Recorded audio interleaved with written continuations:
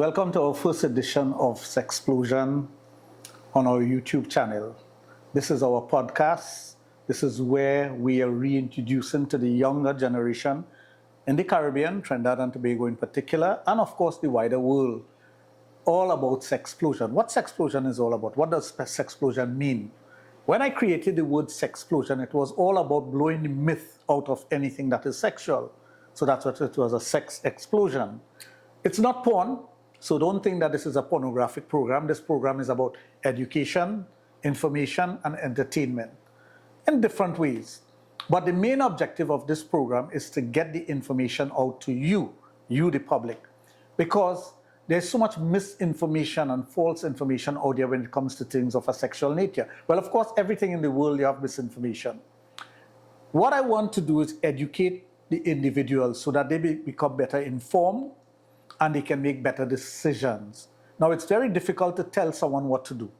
But if you have the right information, if you have what it takes to understand things of a sexual nature, you will know within yourself what I can and cannot do. You will make the right decision based on your needs. Now, when you think about sex and sexuality and sexual behavior, anything of a sexual nature requires you to satisfy yourself, first and foremost. Now, you have the extremes of that. You have those who don't care anything about their sexuality and their sexual behavior or even sex. And you have those that are very perverse in their behavior when it comes to things of a sexual nature. We traverse the entire spectrum. Why are we doing this? Because I am not here to speak to any one individual. I'm here to speak to every single person who is listening to this program, who is watching this podcast, who is interested in getting information about themselves and what they can do to better themselves sexually. So that's what Sexplosion is all about. Now, how do we go about doing this? We do this in a number of ways. First of all, we're going to be filming it. So we have our cameraman, we have our podcast studio, and we're going to do things here. But there are individuals who will come to us and ask certain questions. There are those who are brave enough to come in front of a camera and speak. Not everyone has that brevity. But we are going to make it very comfortable to any individual who wants to come, sit with us, discuss anything of a sexual nature. Whether it pertains to you personally or to someone else, we're here to discuss that. So the younger generation, the young men and women out there who are interested in getting this information and getting this information to come out there, you are welcome to get in touch with me, and you will see at the end of this program how to get in touch with me. You can get in touch with me via email, WhatsApp, all my social media, or simply call the office and say, I want to speak to Dr. Raj. I make myself available to anyone who wants sexual education. Why? Because I think it's very important. Yes, I have my clinic where I deal with thousands of individuals with all sorts of sexual dysfunction. Male, female, couple, gender issues, different sexuality, does not matter to me. I'm not here to judge anyone. I am here simply to give you the information that you would need to become a better person sexually, to understand yourself better. And of course, to empower you. Because a lot of individuals don't have that self-esteem when it comes to things of a sexual nature. They are afraid of expressing themselves. They're afraid to talk about things. They're afraid to ask questions. You have so much STDs, STIs out there. You have so many things to be wary of, and you have so many things to enjoy. How do I go about finding that balance with all the things that I have out there and balancing within myself what I need to do to strengthen myself? So those are the important factors that I'm looking at. And those are the things that I think is needed in society today.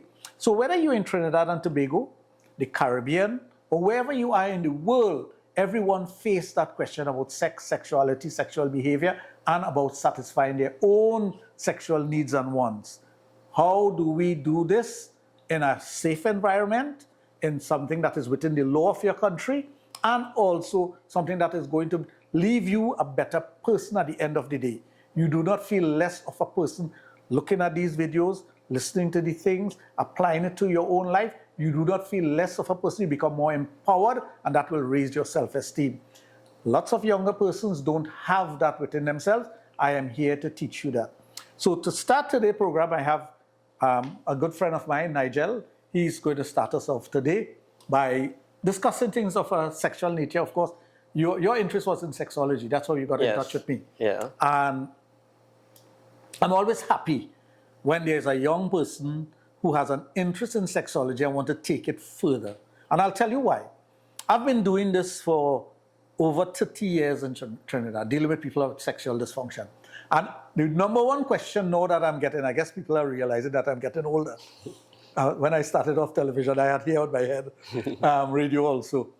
Now they're asking me, who is going to carry on after you're gone? Because based on the assistance that I gave to individuals, the thousands of individuals that I've assisted throughout the years, they want to know there's continuity. I cannot assure them there's continuity now because I don't have the persons who are interested in sexology and interested in taking care of people and helping them out later on in life. So whenever someone is young like yourself, comes to me and says, Dr. Raj, I want to learn about sexology. I would like to find out more about it. I want to become a sexologist, so I want to at least help people. I'm happy. Because I am of this firm opinion, and I learned this from my godfather, that knowledge shared is knowledge multiplied. So although I give away the knowledge, it multiplies because you get it and you can pass it on to someone else. And it makes no sense you having the knowledge, having the experience, understanding things and knowing things of a sexual nature or anything in academia or whatever. It makes no sense you having that power within yourself and you don't share it. So thank you for being here, Nigel. I don't know what you want to start off with. So I'm grateful to be here. So, I work with youths daily across Trinidad. And, prior to this, I had no knowledge about sexology, hardly any knowledge about Dr. Raj.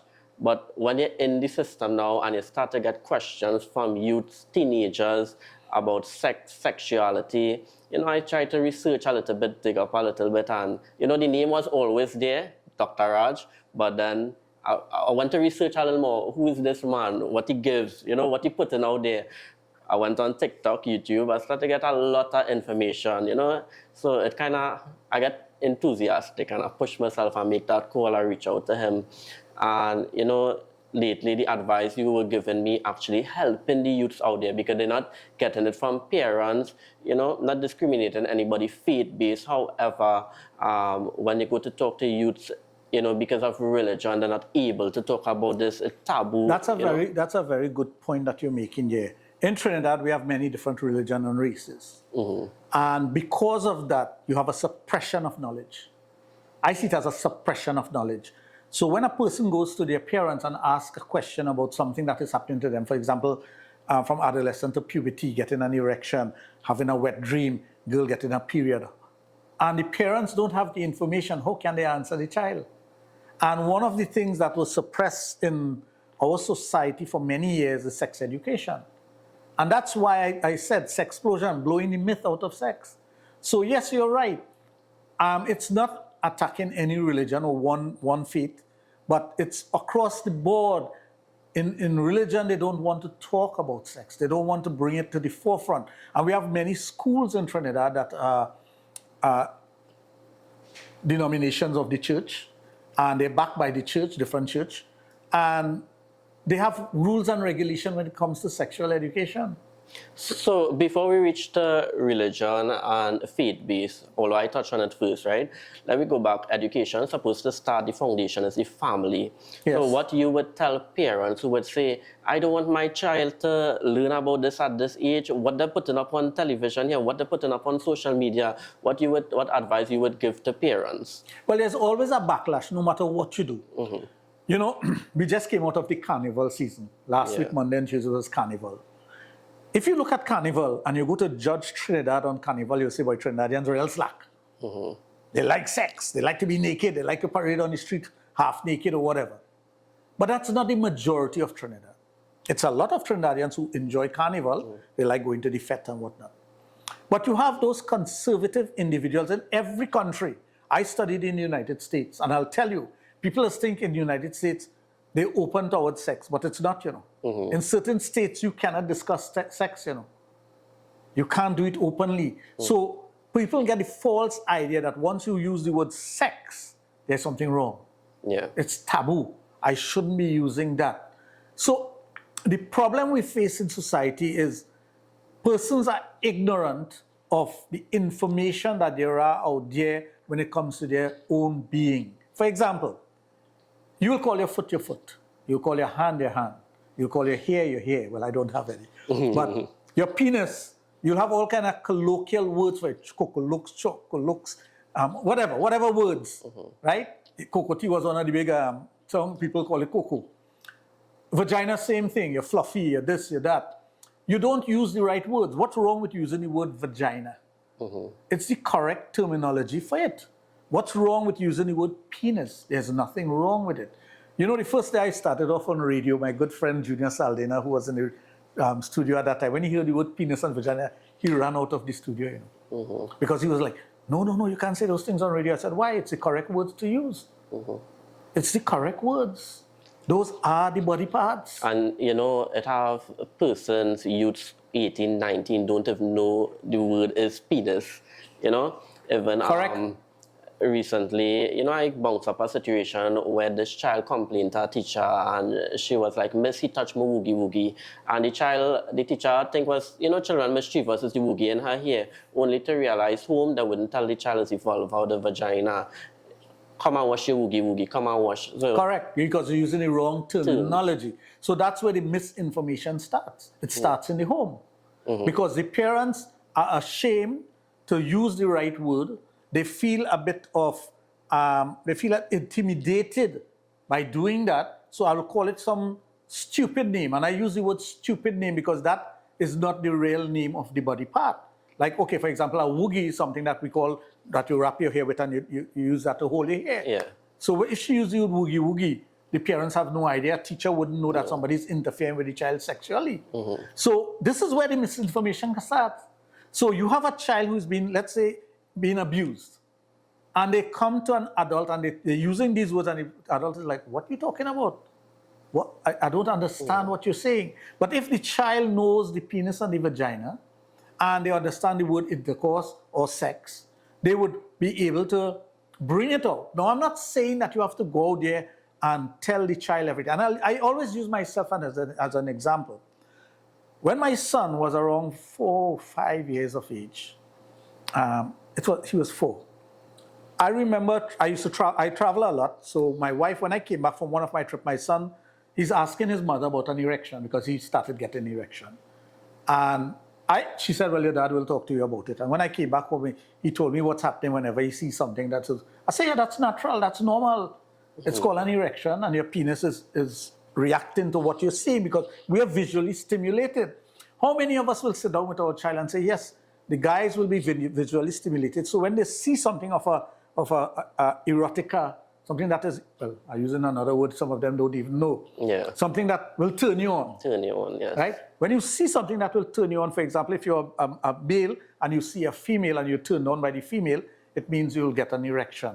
And if you're male and you're turned on by a male, it means to say you might have gay tendencies. And if you start identifying those things from an early age, you'll understand children differently. You'll understand development. I had a client came to me once and she was livid. Her son only wears women clothing. He's always dancing like a female. And she was like, what we could do about this boy, you know? She was going crazy. And I said, well, if he's showing those tendencies, you have to look at other things that he's doing. His mannerism, his speech, all those other things. And you can determine if he is bisexual, if he's gay, or if he's straight. Eventually, she wanted to find out if there's something that could be done medically. I had another client. Guy came to me. The mother brought him. He was 14 years at the time. And he told me, he said he's gay. He liked guys. No matter how you tell the parents that, they didn't want to hear that. That is something out of their vocabulary. As a matter of fact, it led to the breakup of the mother and father. Their marriage dissolved. Because of that, he's a healthy male now. Works out in the gym, looks good, have a good job, but he's gay. But the parents did not want to accept that. They went to a doctor, and the doctor said that he could operate on him and he could do this and do that. And I said, no, you're going to butcher the guy. You're going to butcher a child based on what a doctor tells you. What is genetic in the person? You can't change that. Some person will experiment and try to change it. So persons always want a quick fix for these things. So they want a quick fix for if children are being abused, let's get a quick fix. Let me put that under the carpet. You know, if we are a sexual society and persons react sexually to music and the kind of songs that we write and the things that we do, let's sweep it under the carpet. Or let's ban it. Long time, you wouldn't know this. In the 70s, there was a sort of calypso called smut. Okay, I know it. Right? The calypso has a double meaning. They would not play it on the radio. They went so far as to ban certain songs from being played. You couldn't play it. But they were the more popular songs. Even the Mighty Sparrow, the calypso king of the world, had smutty songs. The man who invented soca, he had smutty songs. And you know, in the end of the day, even if the parents don't teach it, you know, children still going out there and learning. The youth still out there, social media. Sometimes you using your phone on the internet, you see a naked woman, pop up. Press me, right? So even if we don't share this information to the youths, they still finding out, and it's not how you would like them to find out, right? So all this is sexology. When you talk about sexology, I mentioned to some of my friends, you know, I study in sexology with Dr. Raj a little bit. You know, the thing is sex position. So you share a lot of information here, and we know sexology is not just sex position or sexual act, so how to do it good, or if some, you know, well, let me give it's you, a lot let me more than that. Here. Yeah. People hear the word Kama Sutra. That's another one. The minute they hear the word Kama Sutra, they think about sexual position.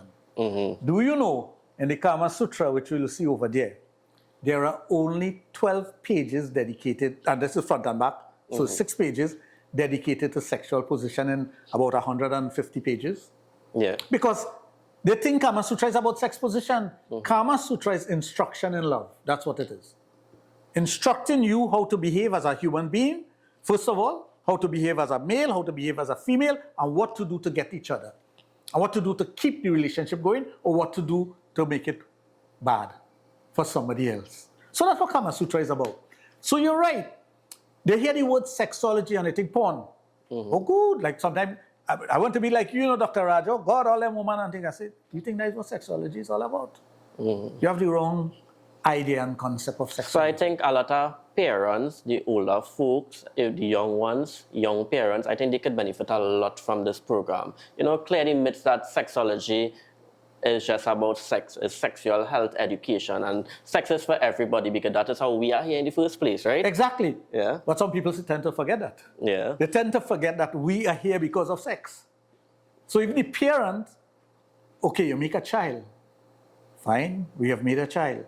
But let me take sex out of the equation. That child just came by a boat or a plane or a stork. Santa Claus brought you, some kind of stupidness like that. But again, the myth that we have in society, the things, the misinformation that we have, it's so dangerous. It is very dangerous because what is happening is persons are not getting the essence of who they are. They're not understanding themselves because of all this misinformation.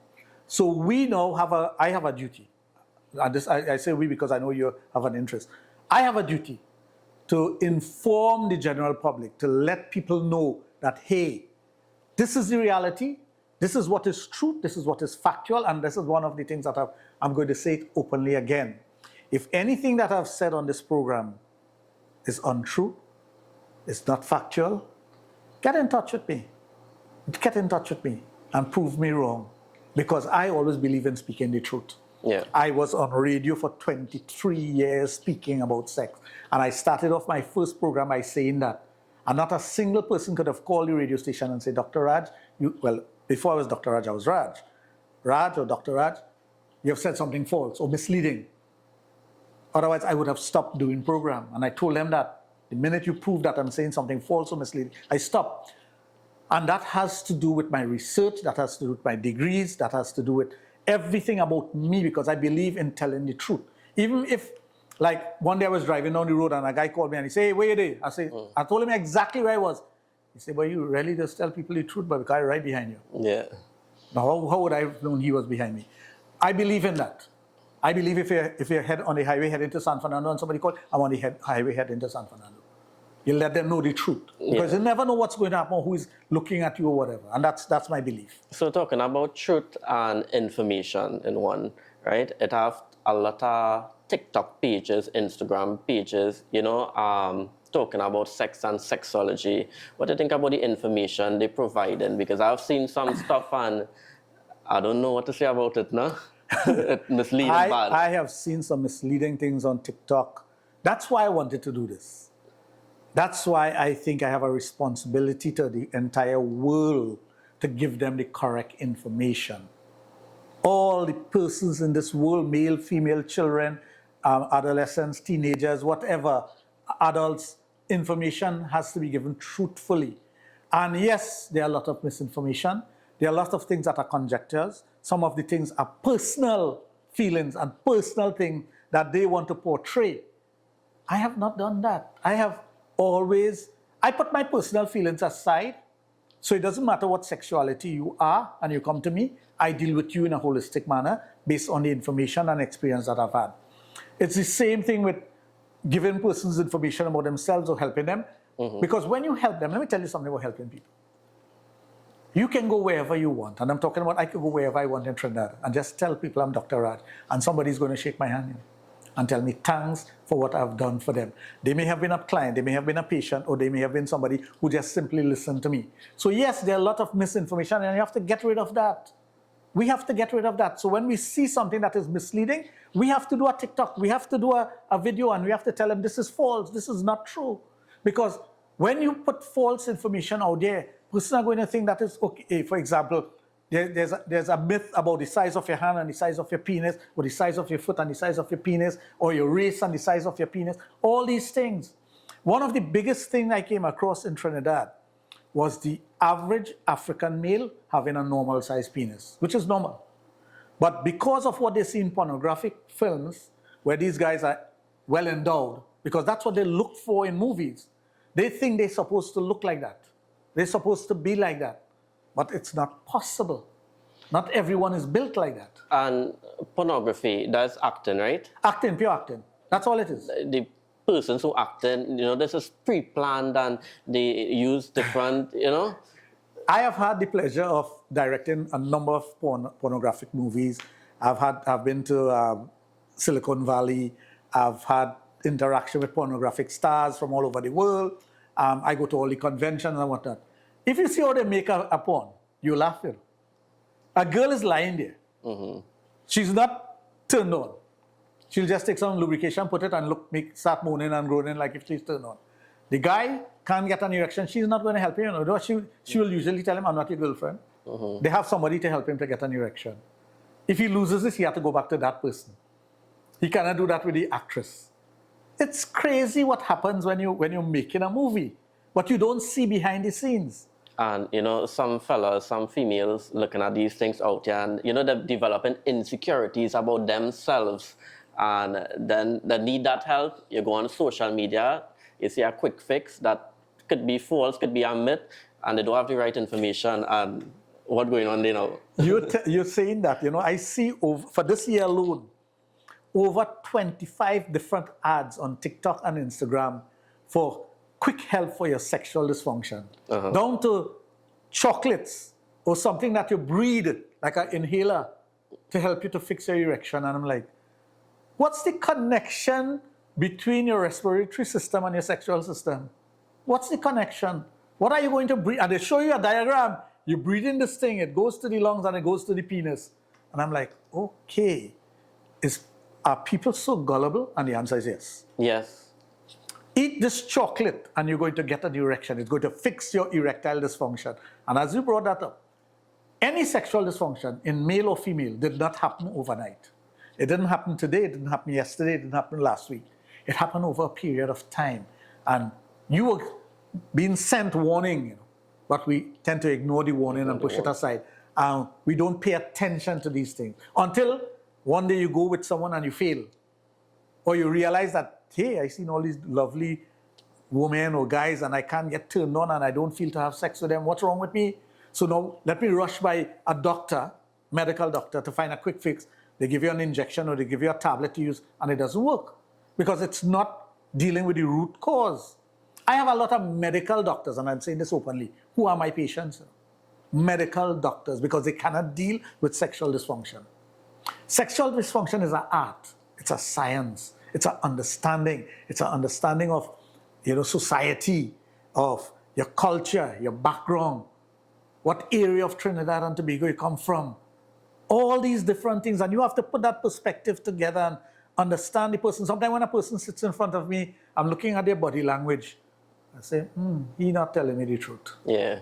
Not yet. Not yet. When they build the confidence over 2 or 3 visits, then they start telling me the truth.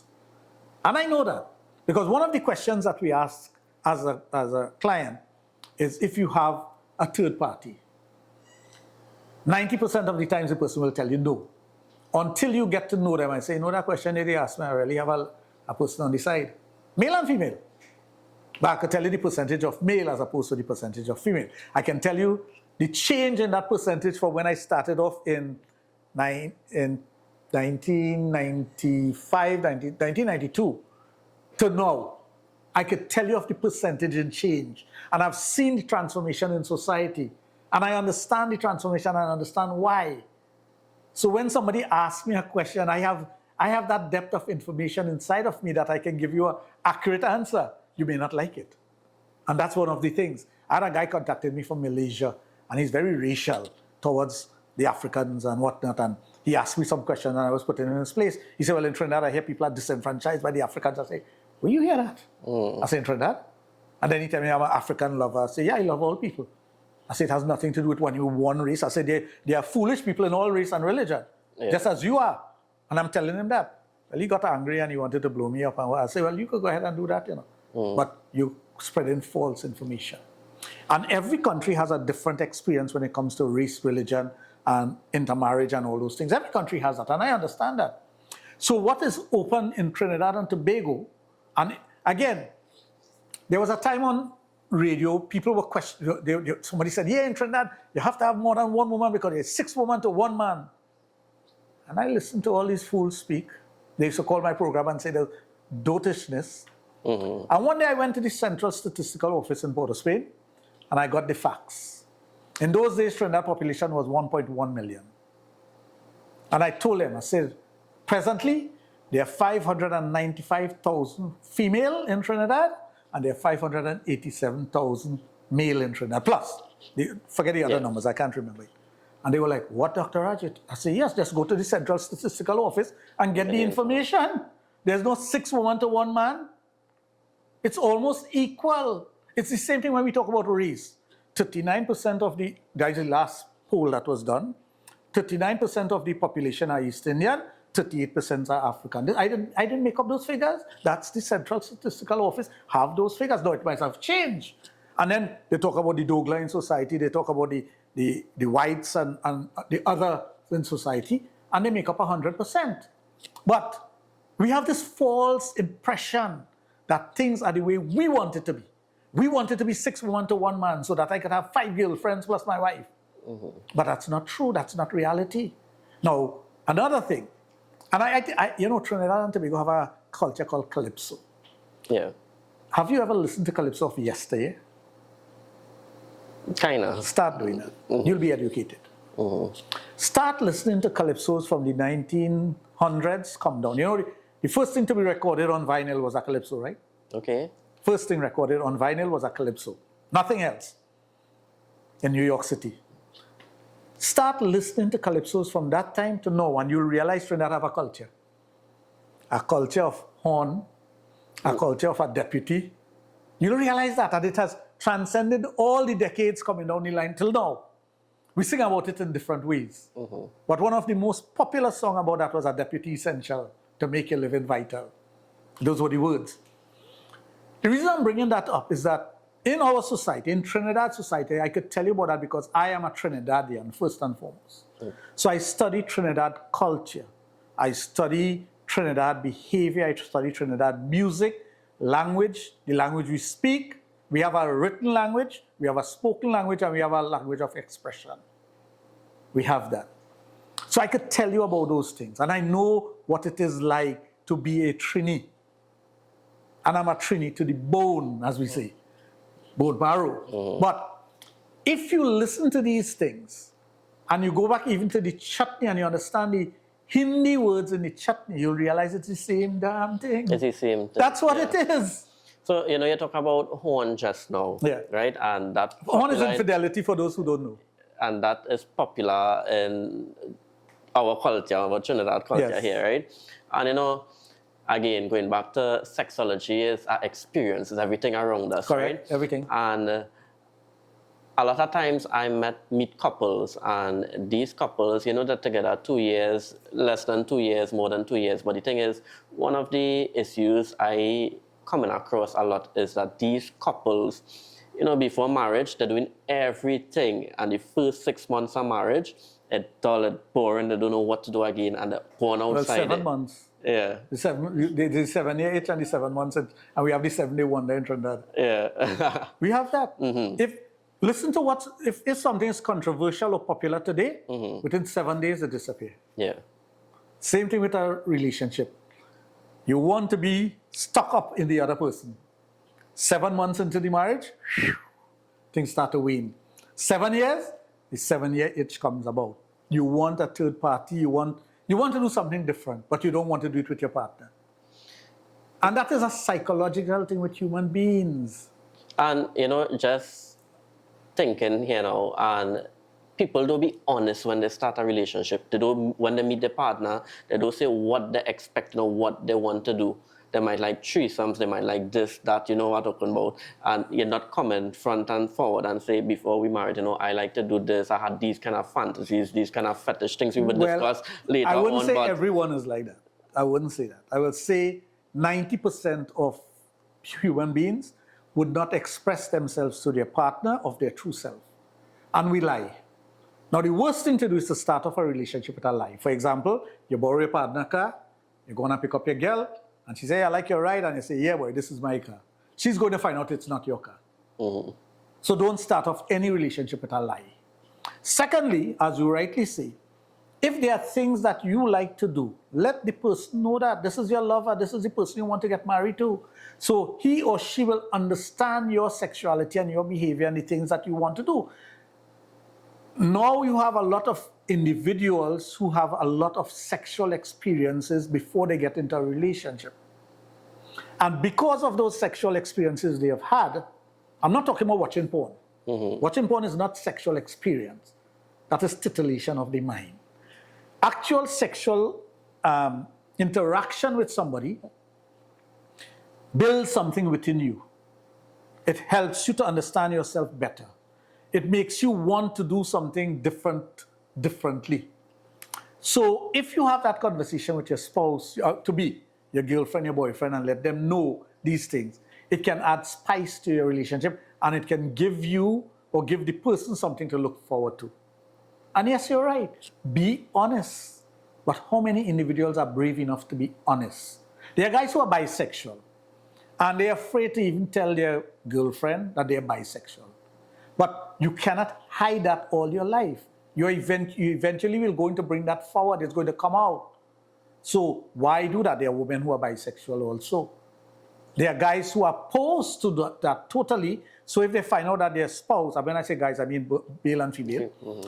When they find out that their partner is bisexual, that will cause a rift in their relationship. So there are many things in sexuality and sexology that can cause a rift in a relationship, I tell persons the importance of sex is like this.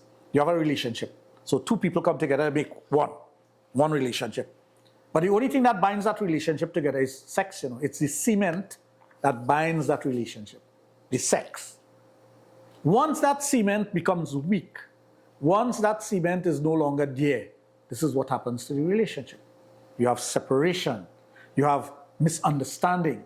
You have individuals who cannot understand why their partner is behaving in a particular way because there was no communication about it. So lack of communication brings those things about. So we need to be brutally honest sometimes about ourselves, our sexuality, about the things that we like, the things that we like to do. And we have to also be understanding of the person's sexuality and their behavior and the things that they want to do. Okay. So, yeah, go ahead. So if persons have questions for us, how anonymously and all? Anonymously, they can send me a WhatsApp message on 7401961. They can send me an email. My email will be posted at the end of this. It's my full name, girirajramnanan@gmail.com. They can get in touch with anybody. Everything will be there. Your number will be there also. Yeah. Send a message. If they want to be on the program, they could be on the program. If they want to ask a question, they can ask a question. What is important is that we have that on the go interaction with each and every individual, male, female, young, old, straight, gay, bisexual. It doesn't matter. Just come, ask a question or bring your information out. And if it's wrong, I'll correct you. If it's right, I'll tell you, yes, it's right. So you become a better, more empowered person. And you can share that information. You could get an excerpt of this and put it on your TikTok, on your Instagram, wherever you want to put it. Because it's all about getting that information out there, flooding the world with the information, getting that correct information outside. And in the long run, you would be helping somebody else who might be afraid to come forward to ask the questions, You're helping somebody in the long run. Well, when you ask a question, there are 20 other persons out there who have the same questions in their head. They're just afraid to ask it. So it is a way of you representing the wider population. So when you're able to do that, what you're actually doing is that you are representing them, you're asking the question on their behalf, you're getting the answer, and if there's something that you don't like, if there's something that you're confused about, ask me. Let's clear it up here. Let's do that. Let's put it out there and let people see that, hey, this guy is genuine. He's putting that information out there and he's giving us the reality of what is happening. That's what is needed. Everyone is looking at politics and economics and finances and whatnot. How many of us think about our sexual health? How many of us think about that until it's too late? I've had persons who have taken the jab, and immediately after taking the jab, their period came, they lost all sensation for sex, dry vagina, no longer getting erection. And they will call me and say, Dr. Raj, this is what happened to me. I just went and take the jab 2 days ago. I'm panicking. Let's deal with it because I have found a way to deal with it. So sometimes your health, your regular health affects not sometimes, all the time, your sexual behavior and your prowess as a male or female. Yeah. So those are the things that we have to focus on, all these little things, the foods that you eat, the things that you put into your body, the marijuana, the cigarettes, the alcohol. Everybody will tell you about I know my grandfather used to smoke 10 packs of cigarettes a day and he lived to be 95 years. Are you a grandfather? And that time was different. And that time was different. They were working. They were working out in the sun. Now, I'm not saying that there's a correlation, but I'm just using those things as an example. Same thing with alcohol. Some person can drink a bottle of alcohol and be okay. Another person take one drink and they're drunk. Everybody is built differently. And we have to understand that. Because we are built differently, we react to things in a different way. We are a product of our environment, our race, our culture, our age, our health, the country you live in, of what's happening in society. If you're stressed out about going home because somebody is in the backseat taxi and they might hold you up, you are not going to behave well when you reach home. If you're in traffic jam from here to Debe for 3 hours, when you reach home, anything your wife tell you or husband tell you, you're ready to bite at them, Yeah. All those things affect you. Yeah, and sexual health is important. You need to be responsible for your health. Just like you're walking in your house and you bounce your big toe by the fridge and you run by the health center to see about that big toe, see about your sexual health. There are STIs, there are HIV present, different types of infection and diseases. You need to go and see about your health. It might have a shortcoming in terms of erectile dysfunction or so. Go and see about it. That don't mean, a lot of marriage breakdown because of the lack of taking sexual health education important and seeing about yourself. So you need to see about yourself. Well, I'm glad you brought that up because I know one of your expertise is in STD and STIs. And in the segments after these, the shows after this, we'll touch on sexual disease or infection. And we'll expand on it so the persons out there will get that information, they'll get that knowledge, and they'll understand themselves differently and better. For sure. We are happy to have you in our first episode of Sexplosion. Again, you'll find it on YouTube. I'd like to thank my guest, Nigel Ramroop. Thanks for being here. It was a pleasure. Pleasure is mine too. I hope to see you again. For sure. On different programs, to bring your wealth of knowledge that you have. You may be younger than I am, I have information packed up in my head.